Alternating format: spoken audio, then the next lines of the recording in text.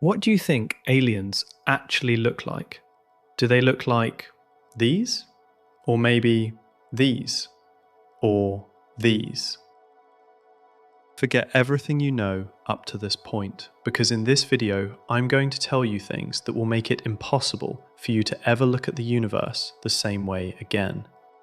First off, the real question we should be asking isn't whether aliens exist, it's whether we possess the intelligence to even define them. If you watch this video to the very end, you will start to think differently than the other 8 billion people you've lived alongside on this earth, and you will understand much better what the term thinking intelligent life form actually means. When the brain sees a face it doesn't recognize, it automatically processes it as human. It's a reflex. Millions of years of evolution. Now I'm asking you, if what's in front of you is an intelligence that doesn't even have a face, what will your brain do? Without going too far, look at our own planet. An octopus has no centralized brain. Its intelligence is distributed across its arms, and each arm can make independent decisions. If intelligence is this foreign, even in a creature that evolved on the same world as us, can you imagine how a thing that is the product of a completely different evolution, billions of light years away, actually thinks? NASA released a report in 2021, quietly. It didn't hit the news bulletins, it didn't trend. But a single sentence written in that report closed the "Are we alone?" question forever. Because the real issue was that if we encountered a civilization more intelligent than us, we wouldn't even know what we were supposed to ask. Right now, directly above you, billions of light years away, there is likely an intelligence that doesn't follow a single one of our biological rules, isn't made of flesh and bone, and is living its own reality without even being aware of your existence. Yet we're still stuck in the arrogance of imagining them as little green men with 2 eyes and 2 arms. When you consider the sheer scale of the universe, believing that this gargantuan void was designed solely for carbon-based, oxygen-breathing creatures who perceive only a tiny slice of the light spectrum is as tragically comic as a single drop of water in the middle of the ocean thinking it is the entire world. In reality, the issue isn't just where they are, it's the profound, almost genetically encoded narrow-mindedness in how we define intelligence and life. Those humanoid alien figures in science fiction aren't a reflection of cosmic reality. They are an outward projection of our fear of loneliness and our attempt to domesticate the unknown. Real life could be so foreign, so non-human, that even if we were standing right next to it, we might not see it as a life form at all, but rather as a natural phenomenon, static noise, or just a stray rock. Our biology sentences us to a prison. We trust the bonding capabilities of the carbon atom so much that even when we contemplate the possibility of silicon-based consciousness or memories trapped in plasma clouds, we feel a deep internal skepticism. But nature is far more creative and brutal than our sterile laboratory experiments. Perhaps somewhere there are planets where gravity is so intense that life, instead of rising in the way we understand, manifests as massive neural networks flattened against the surface, nearly 2-dimensional, communicating only through vibrations. These beings have no face, no voice. They only have a perception of reality built by bending the magnetic fields around them. While we beam radio signals at them, we are actually creating meaningless noise pollution that has no equivalent in their language. But the truly terrifying part here is the delusion that the point evolution has brought us to is the final destination of intelligence. If intelligence isn't a biological necessity, but rather a way for energy to organize itself, why would it even need an organism? Perhaps the most advanced intelligences in the universe shed their biological bodies billions of years ago, becoming digital or quantum entities that consume the energy of stars directly, processing data at the subatomic level, and no longer needing to be seen. For them, time doesn't flow like ours. The rise and fall of our entire civilization might be nothing more than a 1-second data loss or a brief distraction. With such a massive difference in scale, expecting to make contact is like a human trying to explain quantum physics to an anthill. The ant might feel your presence or see the shadow of your finger, but it can never grasp that you are a consciousness. At this point, we have to ask ourselves, if extraterrestrial life is completely outside our capacity for perception, will we actually have found them when we encounter them? Or will we just record them as an anomaly we can't make sense of? The rational framework science offers us, the presence of liquid water, Goldilocks zone calculations, is actually just proof that we are only searching for life that looks like us. The real revolution will begin when we develop the ability to understand that which looks nothing like us. But here is where the most unsettling part begins.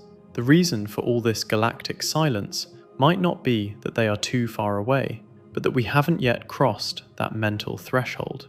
Because if intelligence is the way the universe looks at itself in the mirror, we don't know if the mirror is broken. This leads us to the next dark question. What if the greatest barrier isn't physical distance, but the insurmountable walls within the nature of consciousness itself?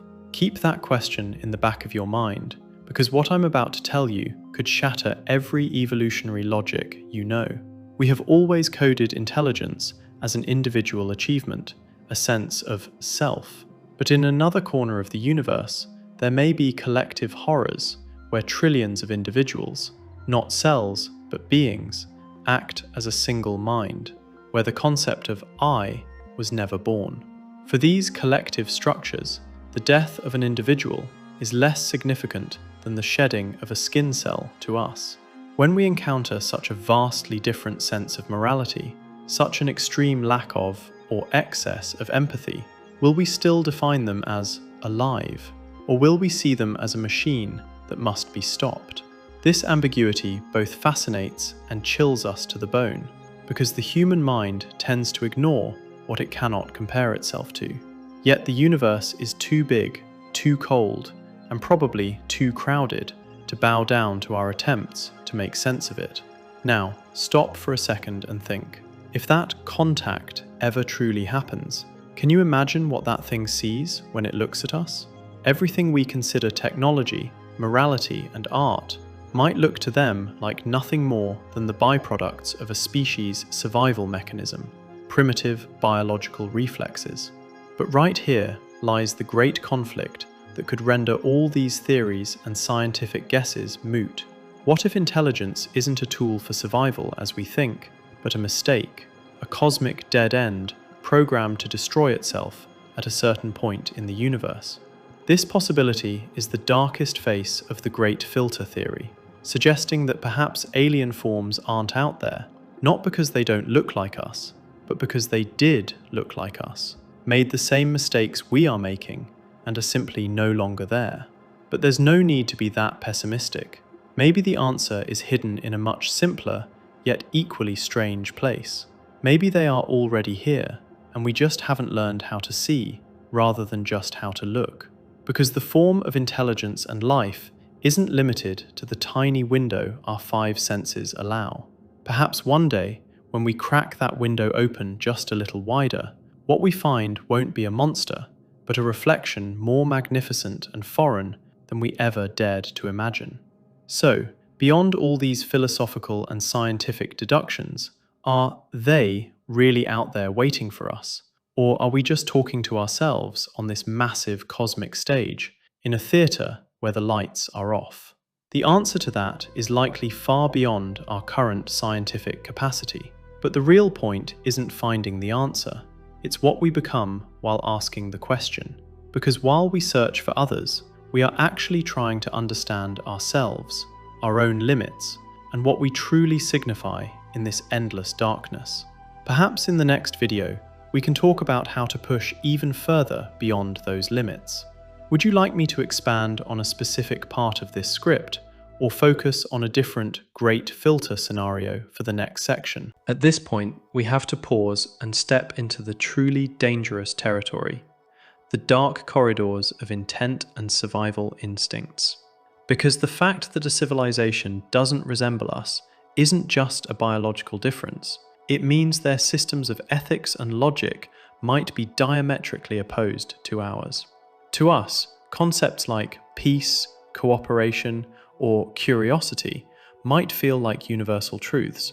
But what if those are just defense mechanisms cooked up by weak species like us, trying to survive with limited resources in a limited window of time?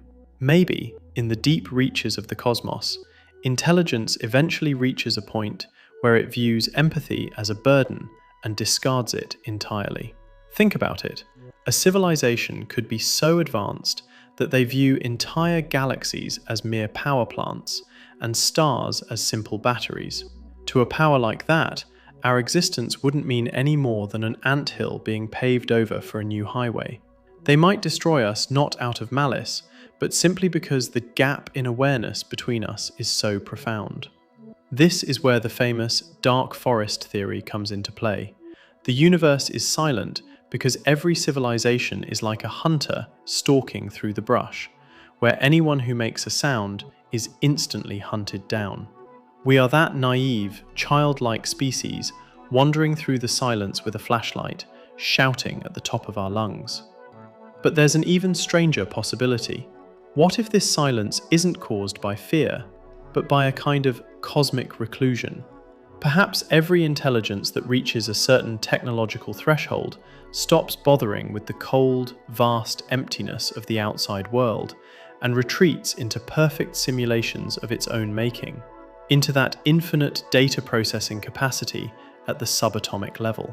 We call this the transension hypothesis, the idea that intelligence doesn't expand outward, but rather collapses inward into the deepest layers of matter to declare its own godhood.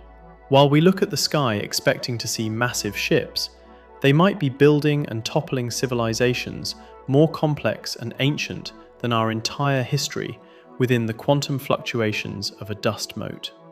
But right here is where that chilling question mark appears. If they've retreated inward and we're still looking out, are we just the leftover scraps of a grand game we haven't even noticed yet? Maybe this process of the universe understanding itself that we call intelligence isn't a biological fluke, but a universal mutation that turns matter into information. If this mutation is inevitable, it means that one day we too will have to shed our flesh and bone, join those invisible ones, and leave this physical world behind.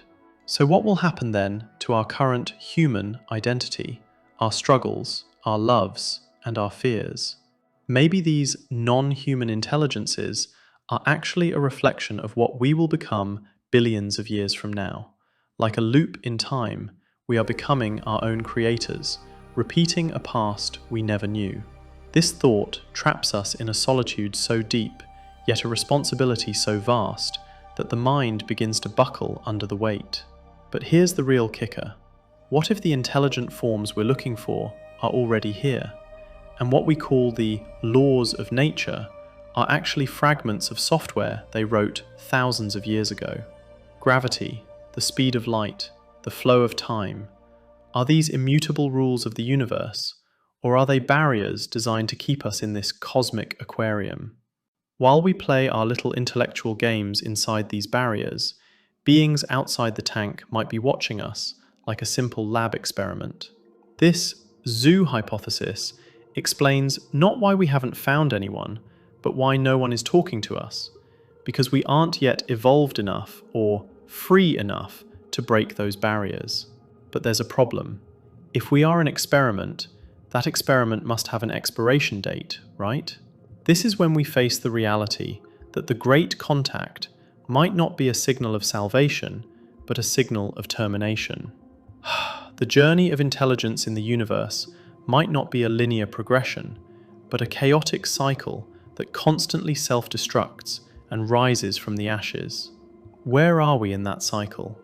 Perhaps just asking the question is the first sign that the cycle is starting to break.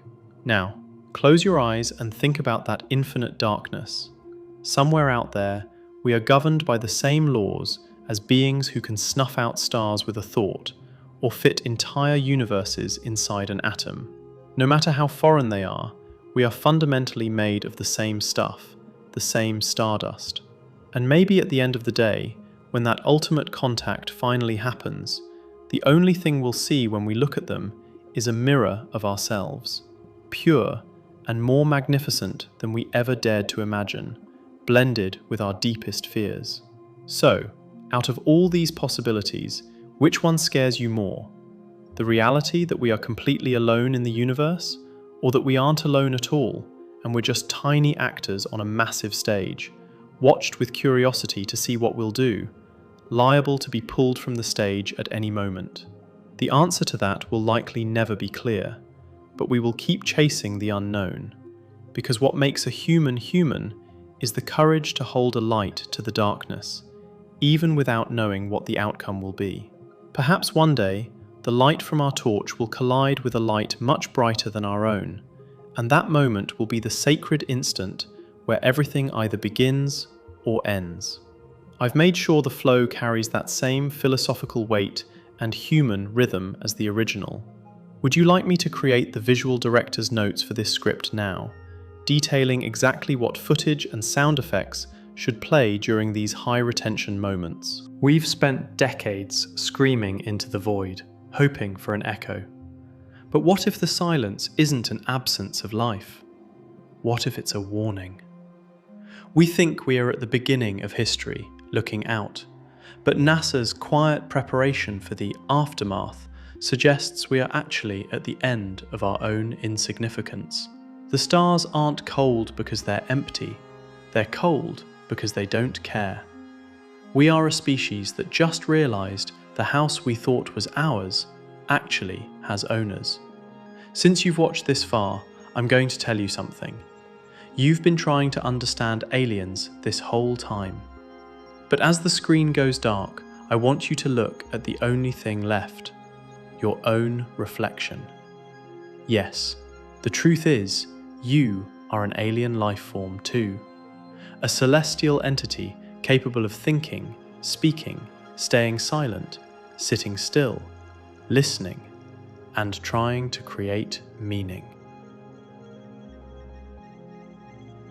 Don't forget to subscribe and turn on notifications for upcoming videos, each one designed to expand your mind, deepen your awareness, and take you one step further on your journey of consciousness.